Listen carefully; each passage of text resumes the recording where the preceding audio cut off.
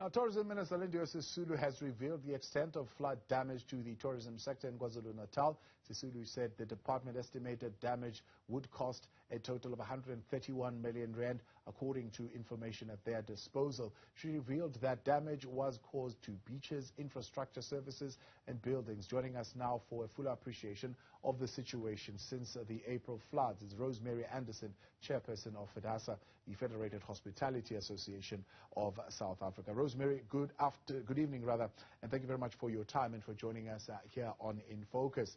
Let's look at the situation then. I mean, the province is pinning its hope of recovery really on the tourism sector. Firstly, take us into the extent of the impact before we get into the solutions that are currently being looked at. How have the floods of April impacted the tourism sector? In what areas? Goodness, they've negatively affected in all sectors. So only from tomorrow will the beaches actually be open in the majority of the beaches in the KwaZulu-Natal area. And that was only announced today. So they've been closed all this time. As we know, most of us go to that area, which is on the coast, predominantly for the beaches. So that was a major deterrent. The reason it was closed, obviously, was because of the high E. coli count, because the pump stations and the networks were damaged during the floods. So the good news is that from tomorrow it'll be open, all the beaches will be open, so that is really positive. But besides that, also the road infrastructure, a lot of the roads were not good in the first place, and when the floods came, that really demolished them. So that hasn't been repaired yet either. Yeah. How has that affected the question of supply and the question of demand? I mean, has there been demand for products? There's always demand for KwaZulu-Natal, very much so, but there are quite a few negatives at the moment. Besides, as I've just mentioned, which the beaches were closed, the other thing is that like Durban North area and Umhlanga, they've got water shedding in that area, so they've only got water half of the day, and it's really difficult for entities which aren't able to have Zozo tanks or something like that to supplement the supply of water. For hospitality, which is, it's a health and safety matter too. That is really a deterrent at the moment too. So all of it really stems back to our bulk services that are not working as well as they should be working. And when you go to a hotel or a restaurant and you're spending lots of money traveling somewhere, you want the basics. And the basics are water, hot water, electricity, roads to get there. Those, unfortunately, which are the very, very basics, which generally we used to supply, we are not supplying now. Yeah. Do you feel there is a targeted, specific action to mitigate the impact of the floods in place? No, I don't think that there is. I really believe that the Department of Water and Sanitation should get personally involved in the local municipalities' water and sanitation infrastructure, because the length of time they're taking to not repair these yet it's just not acceptable. Because besides from a health and safety point of view, this is really damaging tourism in the area. And I think we've got to look, government always talks about wanting to create jobs, wants businesses to create jobs. Businesses do what they do best, and that is create jobs. But you need to create an environment and a platform for us to be able to do what we do best, and that's create jobs.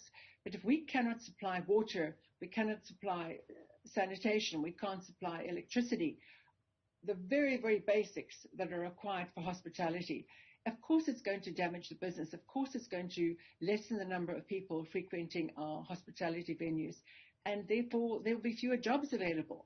So government really needs to step in and get our bulk services up and running.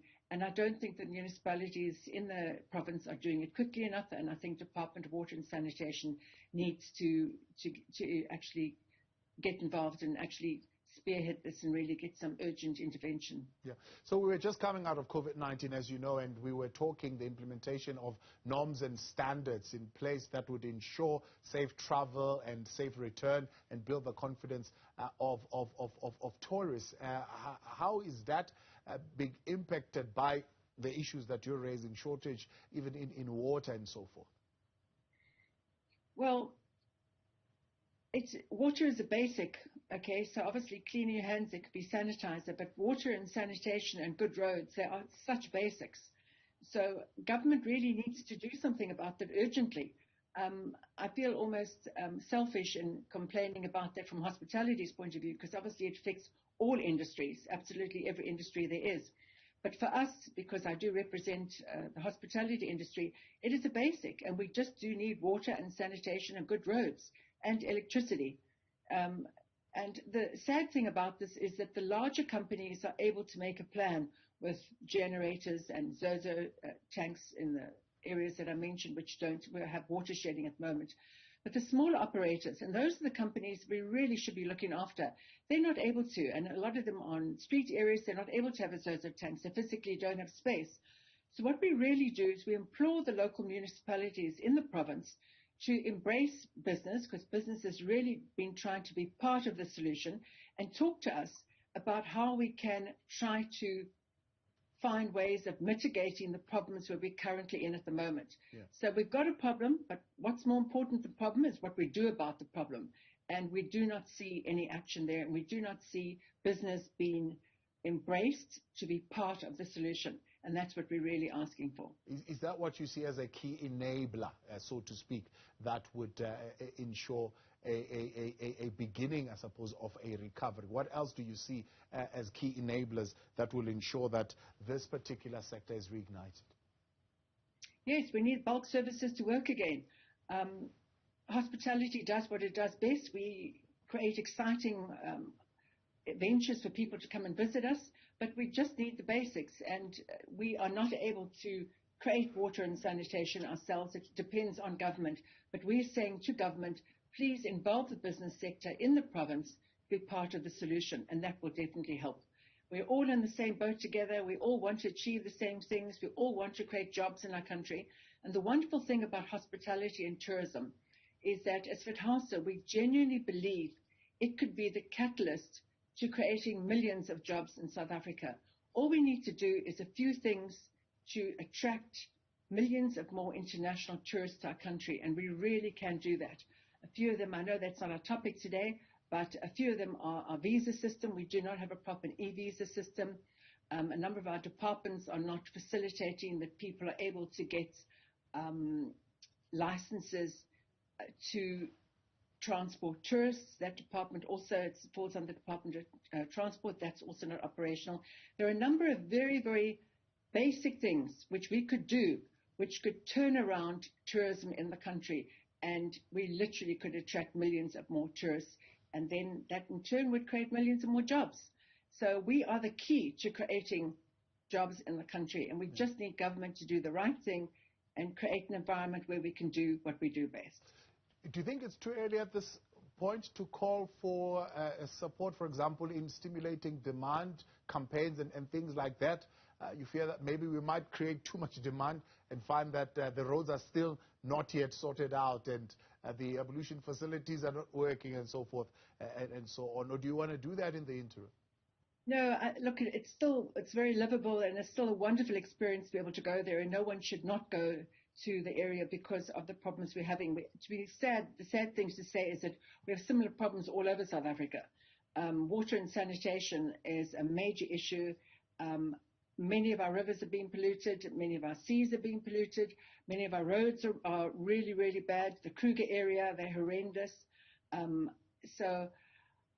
If you do have time, I'll just tell you, I was recently traveling somewhere, and when I was at Oliver Tambo Airport, someone from the Department of Tourism came and asked me what I thought of South Africa. He had a questionnaire to ask, and I explained to him I'm a South African, so, but I said, what type of things do people talk about? What do they complain about?